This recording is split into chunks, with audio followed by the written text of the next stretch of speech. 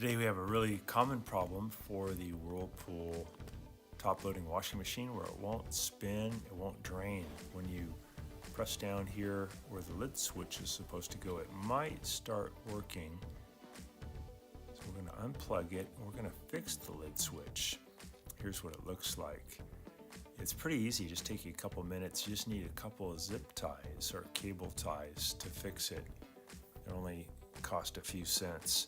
So we're going to take out two Phillips head screws that are holding it in, and then we should be able to reach in underneath and grab the whole switch and pull it towards you. You need to maybe use a little bit of force to get it to come towards you, and you only need to bring it out by about 2 or 3 inches to get the cable tie on. It gives you a little bit of extra wire so that you can get the zip tie around it.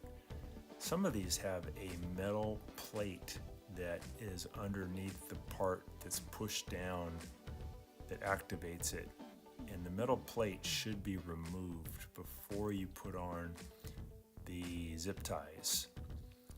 So we look at this picture, we can see this metal plate. It actually just pops off with a screwdriver. It's not on there very strong.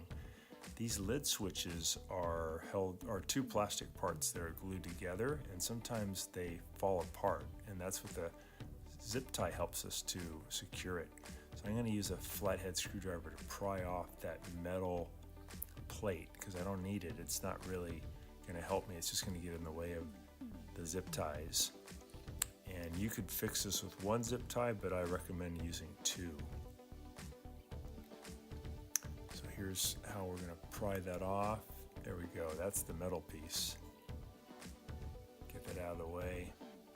And then we can take a zip tie and wrap it around. There's a plastic lever that goes up and down. You don't want the zip tie around that. You just want to put it around the main part, the casing of the main part, which is kind of like a plastic square. So you're going to get that zip tie as tight as you can. And I'm actually going to put 2 on to really secure it.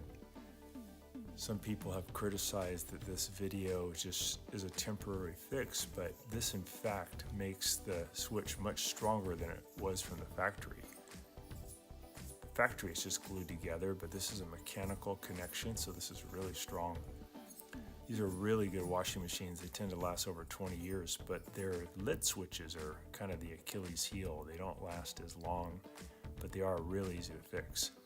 The symptom of a bad switch would be when you go to spin, you don't get spin or drain, and you don't hear any noise at all. It's like the motor isn't working, there's no power going to it.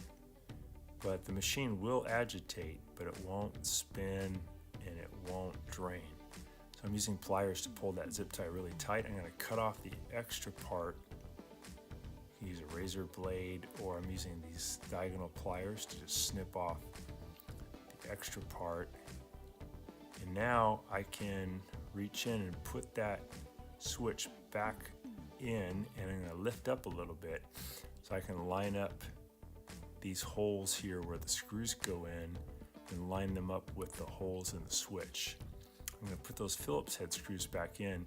I want to caution you guys not to over tighten those because that's a metal screw going into a plastic part, and the plastic on these sometimes is older and a little more brittle. So just go in lightly, just enough so that it is tight, but you don't want to go beyond that. Just enough to where it's holding it in there, but you don't want to use the full power of your screwdriver.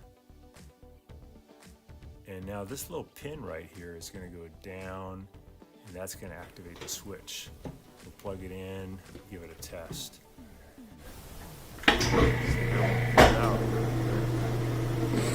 Spinning, very draining, so the water shooting out. That's going to be stronger. You have a machine that works. Watching our video, and please subscribe to our channel when you get a chance, and also click the little bell notification button so we can send you weekly videos on all the different ways of fixing appliances around your home and saving you lots of money. So thanks again for watching, and please also press the like button for our video if this was helpful to you. Feel free to contact me at the email listed below, which is scottthefixitguy@yahoo.com with any of your questions.